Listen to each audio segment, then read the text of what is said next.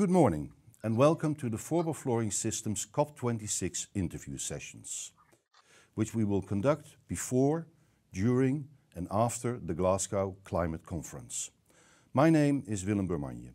I am Director Strategic Communication at Forbo and I will be your host for these 10-minute interviews. Today I will be speaking with Cristina Gamboa. Ms. Gamboa is CEO of the World Green Building Council and indirectly representing over 70 local green building councils worldwide. The World Green Building Council will be present at the COP26 Glasgow Climate Summit, the conference on which so much is depending. So Cristina, welcome. Thank you very much for taking a little bit of your time for us. We will be speaking 3 times before, so today, during, sometime next week, and after the climate conference in Glasgow. What do you think will be the greatest challenge for COP26? Thank you so much, Willem. Hello. I think there's 2 main big challenges. One is the policy gap, and the other is the finance gap, if you like. And of course, the rule books to continue to roll out the Paris Agreement. But let me talk about the policy gap. I think we have demonstrated that businesses are ready for bolder and more ambitious regulation. And we need climate leadership from national governments to catch up, to mainstream the solutions we know are now available. This would be a powerful way to close that gap and also would create more demand for sustainability in the built environment, both at the national level, but also enabling cities to enact better policies. However, cities continue to roll out the way, and as I said, the gap is from national governments. Mm-hmm. So we hope there's some more political leadership that can galvanize this action and send those clear demand signals through the value chain. And for that, we need deep collaboration, and I think that's also what we are about at COP26. So that's one.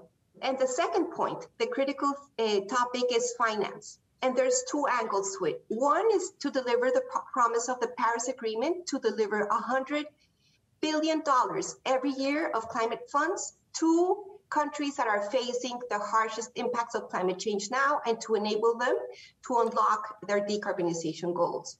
We're behind, we're not on track, and we're possibly going to deliver those funds by 2023. And that is lagging in terms of bringing in confidence and trust into the Paris Agreement process. And second, in order to be able to have emissions by 2030, there's a great analysis that shows that we have to hit private sector investment of $4 trillion by 2030. And right now we are at 600 billion and buildings are only at 30 billion. So we are behind in the private sector, also, let's say, unlocking the demand for better solutions and better quality of life throughout the built environment.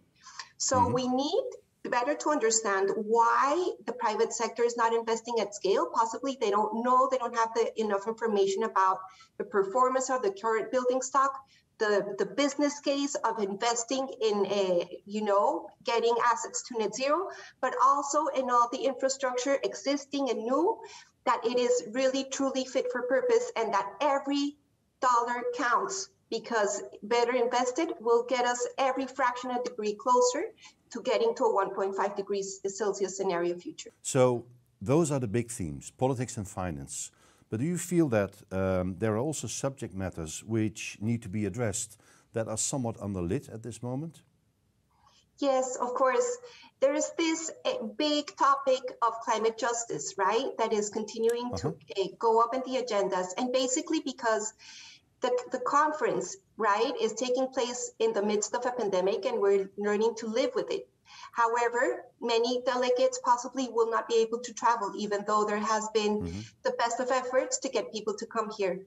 And so those voices of countries that are being right now disproportionately hit by climate change, and that means 4 billion people around the world in those countries are already facing these impacts, possibly won't have a strong voice. However, we do anticipate that the youth will continue to bring the clarity of thinking of divesting from fossil fuels, accelerating the transition, and of course, protecting, let's say, the rights of people to have a viable future. And so I think those voices will be heard at COP. But of course, the big emitters and the policy gap that I mentioned of getting people to commit at a level that is consistent with what we need to secure that global warming doesn't go astray is one of the key things we're going to see, let's say, from that strife of people sometimes being very seriously affected emotionally, and let's say the distress of having policymakers not making the promises to keep the Paris Agreement really truthfully like the multilateral agreement that it needs to be to deliver for our well-being. Yeah. You will be present as the World Green Building Council. You actually will be in Glasgow. What do you hope to achieve as an organization during the conference? Yes, so I guess since January of this year, we've been working towards these 2 weeks. And so it's going to be really, really interesting to see the outcomes. We have been collaborating through a coalition of like-minded NGOs through the Building to COP26, let's say, campaign. And what we want to achieve is that worldwide it is recognized that the built environment is a critical climate solution. And we have done a lot of progress in uniting, in getting some great outcomes in terms of, one, knowing that the sector has to have emissions by 2030.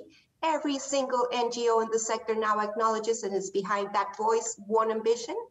And second, of course, through the collaboration with the high-level climate champions in the UK government, to also get breakthrough moments from commitments from the sector in the race to zero and also race to resilience, but basically show that we can get people to act now, and that there is a value proposition of investing in sustainability and net zero now that makes sense and that is viable and should be the only way to do business in this sector and every other sector. Okay, my final question for the next 2 weeks, do you also have a personal ambition?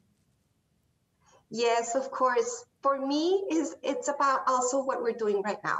It's to spark conversations, to spark the debate of what would we be doing better now, to get ambitious ideas, be action, because where we're at is not where we're supposed to be. And we know that our built environment is where we live every day. Our buildings also are now even our places of refuge for our work. And so we need to make those conversations realize that we can give back more than what we have taken from this extractive model of doing business in the sector for several decades. So I want to harness that collaboration, get our sector to thinking to create that positive contribution to climate, and also realize that it's not about doing less harm. We can also, through our actions, help avoid the worst of the biodiversity crisis, restore it, and of course, protect our economies and our human health through best practice throughout the sector. Okay, thank you very much, Cristina, for now. I wish you a very good and fruitful conference with good conversations, and I hope for a breakthrough. We will see. At least we will speak with each other again in about 10 days to see how progress is being made right from the COP26, where you will be present. Thank you and have a nice day. Bye-bye. Thank you, you too. Bye. Bye-bye.